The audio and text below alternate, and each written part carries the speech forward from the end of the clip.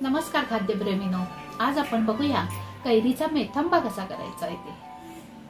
कैरीचा मेथंबा करण्यासाठी मी इथे 2 कैऱ्या स्वच्छ धुवून पुसून घेतलेल्या आहेत। आता त्याचे आपण देठ काढूया आणि त्यानंतर साल काढून घेऊया।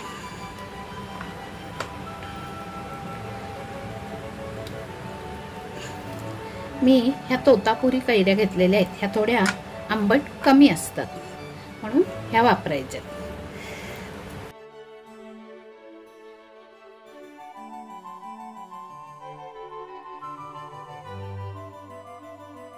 साल काढून घेतली आहेत। आता ही कैरी आपण चिरून घेऊया।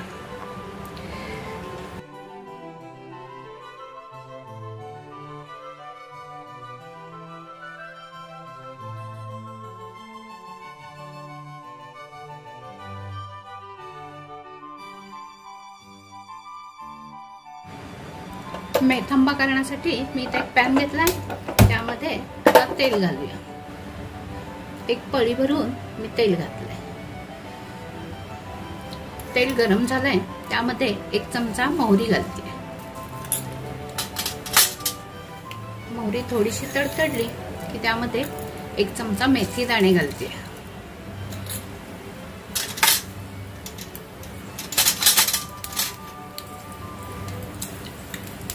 थोडंसं जिरं घालते।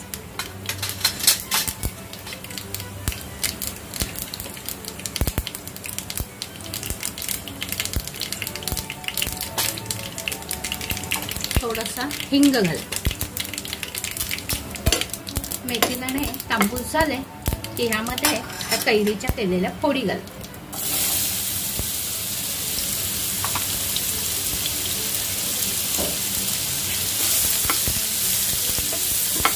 गॅस थोडा बारीक करून ह्या कैरीच्या फोडी परतून घेऊ।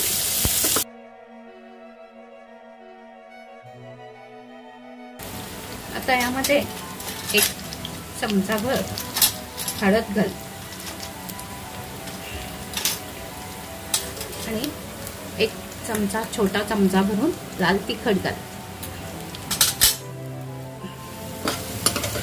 आता हे आपण व्यवस्थित ढवळून घेऊया। ह्या आंब्याच्या फोडी थोड्याशा नरम होण्यासाठी यावर झाकण ठेवूया। फोडी व्यवस्थित एकदा ढवळून यामध्ये थोडंसं पाणी घालून घेऊया। 1 कप भरून फोडी होत्या म्हणून मी पाव कप यामध्ये शिजण्यासाठी पाणी घालते। आता गॅस मोठा करते आणि ह्याच्यावर झाकण ठेवते। 3-4 मिनिटं झाली आहेत। आता आपण फोडी कितपत शिजल्यात ते बघूया।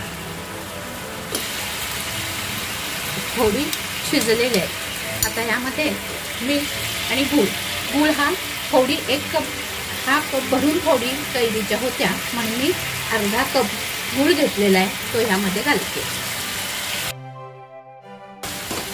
आणि चवीप्रमाणे मीठ घालते।